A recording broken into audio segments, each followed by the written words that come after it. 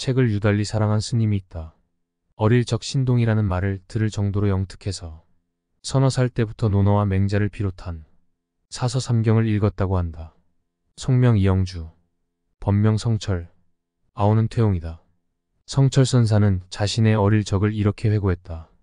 내가 남에게서 배운 것이라고는 소학교 6년과 서당에서 배운 자치 통감이 전부다. 그것 말고는 다 혼자 공부해서 알았다. 경남 산청 묵곡리에서 가난한 선비의 장남으로 태어나 단성보통학교를 졸업하고 진주고등보통학교 입학시험에 합격했지만 건강상의 문제로 입학을 포기했다. 배움에 대한 열정이 남달라 제자백과 사상을 두루 섭렵했고 서양 철학서를 읽었다. 배움에 대한 갈증은 출가한 이후에도 이어졌다. 책을 통해 자신만의 영원한 자유를 꿈꿨던 성철은 현각선사의 증도가를 접하게 되면서 삶의 방향이 확 달라졌다. 증도가를 통해 영원한 자유라는 이상을 실현할 수 있는 희망을 보게 된 것이다. 그리고 만해선사의 최근 담강의를 읽으며 더 구체화되었다. 영원한 자유라는 삶의 해답을 찾기 위해 수많은 책들을 읽었지만 그것을 찾기 위해서는 자신의 내면을 먼저 봐야 한다고 느낀 것이다. 성철은 요양차 다니던 지리산 대원사에서 탑전에 방을 하나 얻어 조주선사의 무자화두를 참구했다. 그가 절에 드나들며 수행에 몰두하자 부모는 결혼을 서둘렀다. 그리고 부모의 뜻대로 결혼했다. 결혼해서 딸을 얻었는데 외동딸은 훗날 출가에 불필이라는 법명을 받았다. 하지만 결혼한 후에도 대원사에서 수행하기를 게을리하지 않았다. 출가를 하지 않은 이가 용맹정진하는 것을 본 대원사 주지는 해인사에 편지를 보내 사람을 보내달라고 청했다. 그때 온 이가 해인사 주지 효당 스님이었다. 그는 성철에게 큰 스님의 지도를 받으라고 권했고 성철은 수행처를 지리산에서 가야산으로 옮겼다.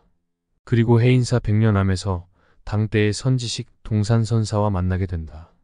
동산선사는 노승과 설전하며 화두를 참구하는 그를 보며 예사롭지 않음을 감지했는지 그에게 성철이라는 법명을 주며 출가를 권했다. 제자가 스승을 찾아 출가를 허락받는 것이 아니라 스승이 제자에게 출가를 권한 것이다. 성철은 승려들의 세속적 삶을 보고 출가를 하지 않겠다고 결심했지만 동산선사의 권유를 받아들였다고 한다. 동산선사는 용성선사의 제자로 스승을 지극히 모시고 훗날 청담선사와 함께 불교 정화운동을 이끈 큰 스님이다. 그런데 참 이상도 하지. 중은 정말 안 될라 했는데 그 노장을 가만히 보니까 싫지가 않더란 말이야. 그래 어째 하다 보니 영 이상하게 돼버렸어. 강제로 계를 받은 게야. 동산 스님의 상좌가 된 게지. 그리고 성철은 스승의 인도로 자연스럽게 용성선사를 시봉하게 됐다. 용성선사가 서울 대각사로 옮길 때 성철에게도 같이 가자고 권했다. 성철은 대답만 하고 부산역에서 도망쳤는데 그 이유는 단순했다. 노스님 따라갔다가는 평생 시자 노름만 할 것 같은 기라. 시봉을 던져버렸지만 사람들은 용성에서 동산으로, 동산에서 성철로 선불교의 맥이 이어졌다고 말한다. 동산과 성철은 선에 대한 철학이 달라 대립각을 세우기도 했는데 성철은 입적하기 몇 달 전 범어사를 찾아 동산선사 부도탑 앞에서 삼배를 했다고 한다. 1940년 성철선사는 동화사 금당선원에서 무자화두를 참고하던 중 견성을 체험하고 오도송을 읊었다. 황하는 역류하여 곤륜산 정상을 흐르니 해와 달은 빛을 잃고 대지는 잠기네. 갑자기 웃으며 고개 돌리고 서니 청산은 옛날 그대로 흰 구름 속에 있네. 그리고 더욱 정진의 길로 나아갔다. 성철선사는 깨달음을 얻고 만공선사에게 찾아갔지만 만공선사가 쉽게 깨달음을 인가하는 모습에 실망해 인가를 신청하지 않았다. 그리고 전강조사에게도 인가를 신청하지 않았다. 1941년 송광사 3일암에서 보조 진울의 저서를 탐독하다가 보조의 점수적 수행론에 의문을 품게 된다. 그리고 이에 대한 비판으로 도노돈수론을 주장했다. 도노점수는 점진적 수행 단계를 거쳐 문득 깨달음에 이르는 경지에 오르는 것을 말한다. 도노돈수는 단박에 깨쳐 더 이상 수행할 수 없는 경지에 도달하는 것을 말하는데 육조해능의 가르침에 언급되어 있다. 도노돈수든 도노점수든 자신의 견성을 깨달으면 어떤 방법으로든 상관없지 않을까 하지만 이는 학술적으로 매우 중요한 이슈로 불교학계에 큰 반향을 일으켰다.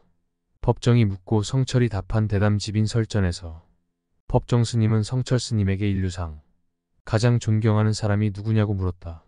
성철은 부처님과 육조 스님이라고 답했다. 그의 도노돈 수론이 어디에서 기원했는지 잘 알 수 있는 대목이다. 1947년 혼란한 시대에서 한국 불교를 바로 세우고자 총림 체제를 따르고 참선의 수행 가풍을 세운 봉암사 결사를 도모했다. 부처님 법대로 살아보자고 18개의 공주 규약을 정하고 참선을 해보자고 결의한 것이다. 하지만 입승 자리를 두고 보문선사와 마찰이 일었다. 그 일로 보문선사가 떠나자 성철선사 중심으로 결사대가 꾸려졌다. 어쩌면 보문과 성철은 같은 마음을 다르게 표현한 것은 아닌가 싶다. 공주규약은 스님이 지켜야 할 계율과 경제적 자급자족, 청빈한 삶을 지향했다. 매일 2시간 이상의 노동, 정오 이후 공양 금지, 가사는 마와 면직으로 한정하고 외출 시 삿갓과 죽장을 짚고 다니게 했다. 1954년 이후 불교계는 불교 정화운동으로 분주했으나 성철은 이에 동참하지 않았다. 정화를 시켜야 한다는 명분은 공감하되 대처승을 몰아내는 방식으로의 정화는 의견을 달리했다. 성철선사의 상좌 원택 스님은 이에 대해 성철의 견해를 이렇게 회고했다. 정화운동에 참여하는 조건으로 절 재산을 모두 사회에 내주고 승려는 걸식하며 수행에 힘쓰자고 주장하였다. 그러지 않으면 절 뺏기식의 정화가 되어 자칫 잘못하여 묵은 도둑 쫓아내고 새 도둑을 만드는 결과를 가져올 것이다. 1955년 성철선사는 팔공산으로 들어가 암자의 철조망을 둘러치고 10년 동안 산문 밖을 나오지 않았다. 1965년 드디어 산문 밖을 나와 김용사 조실이 되어 법상에 올랐다. 이 법문은 성철선사의 위상을 높였고 대중들의 마음을 사로잡았다. 1967년 해인사의 해인총림이 설립되고 성철선사가 초대방장으로 추대됐다. 그리고 그의 100일 법문은 교리에 대한 체계적인 안목과 한국 불교가 나아갈 청사진이 명백하게 그려져 있었다. 또한 성철선사는 초기 불교에서 대승 불교에 이르기까지 부처님의 법이 근간이라고 강조했다. 성철선사는 세속의 문제에는 관심을 끊고 평생 수행자로 살았는데 오히려 그런 면이 사람들로 하여금 더 그를 쫓게 했던 매력으로 다가섰는지도 모른다. 정치인부터 시작해 대학생까지 그의 말을 듣고자 성철선사를 찾았는데 그는 자신을 찾아오려거든 3000배를 해야 한다는 불문을 붙였다. 법정 스님이 이에 대해 묻자 성철선사는 대답했다. 3000배를 하라고 하면 흔히 나를 보기 위해서 3000배를 해야 한다고 하는 모양인데 사실은 그렇지 않습니다. 나는 평소에 이런 생각을 갖고 있습니다. 나 자신을 아무리 생각해 보아도 나는 남에게 이익을 주는 사람이 못 된다고 말입니다. 그래서 이런 말을 합니다. 여기 올 때 나를 찾아오지 말고 부처님을 찾아오시오. 나를 찾아와서는 아무런 이익이 없습니다라고 말입니다. 그래도 사람이 찾아오면 부처님께 절을 하도록 시킵니다. 나는 이익을 못 주더라도 그 기회를 이용해서 그 사람에게 도움이 되도록 할 수 없을까 고민한 끝에 생각해낸 것이 3000배입니다. 또한 성철선사는 남에게 이익이 되는 일을 하라고 강조했다. 특히 불공에 대해서도 강조했는데 행여 불쌍하다는 마음으로 남을 도우면 상대의 인격을 완전히 무시하는 것이라고 했다. 우리 불교에는 구원이란 없습니다. 구원이란 불쌍하고 못난 사람을 구한다는 말 아닙니까? 그래서 내가 늘 말합니다. 불공이란 남을 돕는 것입니다. 그렇다고 그냥 돕는 것이 아닙니다. 저쪽 상대가 부처님이기 때문에 불공이다 이 말입니다. 남을 도우고 모시는 것이 불공이다 이 말입니다. 또한 성철선사는 불교의 근본 사상에는 용서란 없다고 말한다. 용서란 내가 잘하고 남이 잘못됐다는 것인데 모든 것의 책임은 나한테 있는 것이며 남을 용서한다는 것은 남의 인격을 근본적으로 모독하는 것이 됩니다. 성철선사는 파괴사 성전에서 8년간 장좌불화를 한 적이 있다. 가나선 화두 수행으로 일평생 정진하고 있는 해국 스님이 성철선사를 만나 큰절을 한 후 이에 대해 물었다. 큰 스님, 파괴사에서 8년 장잡으로 하셨을 때 주셨습니까? 안 주셨습니까? 성철 선사가 답했다.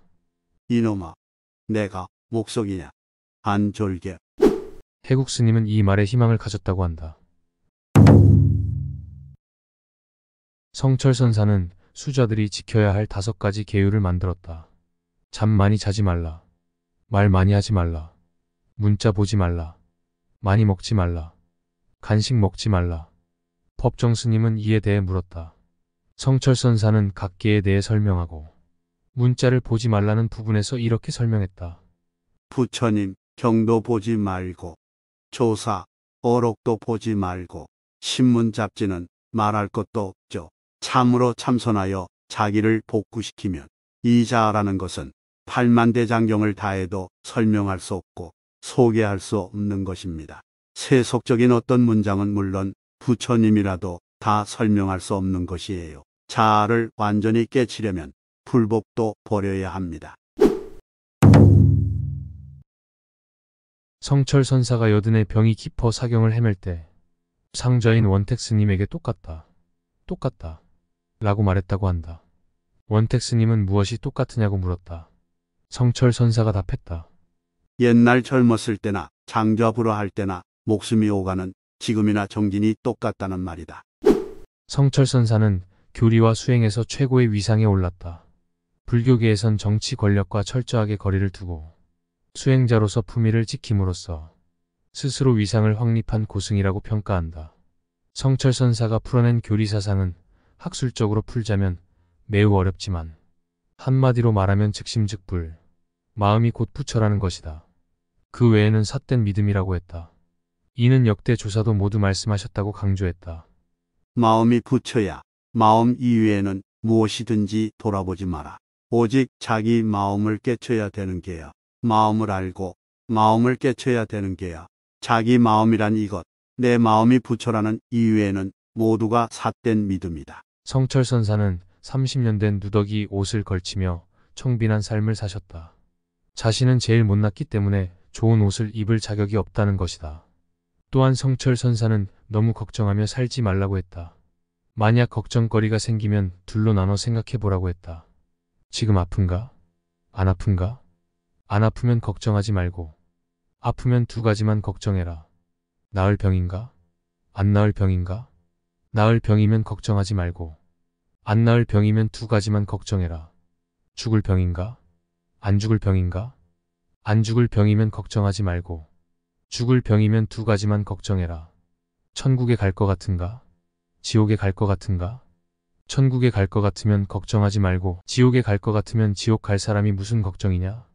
이렇게 계속 2가지로 나뉘면 살아가는 것이 곧 깨달음이라는 것을 알게 될 것이라고 했다. 1993년 11월 4일 참선을 잘하라는 유언과 열반송을 남기고 입적했다. 한평생 무수한 남녀들을 속였으니 그 죄업은 하늘에 차고 수미산보다 높네. 산채로 지옥에 떨어져 한이 망갈래니 한덩이 붉은에 푸른 산에 걸렸네. 세수 82세, 법납 58세였다.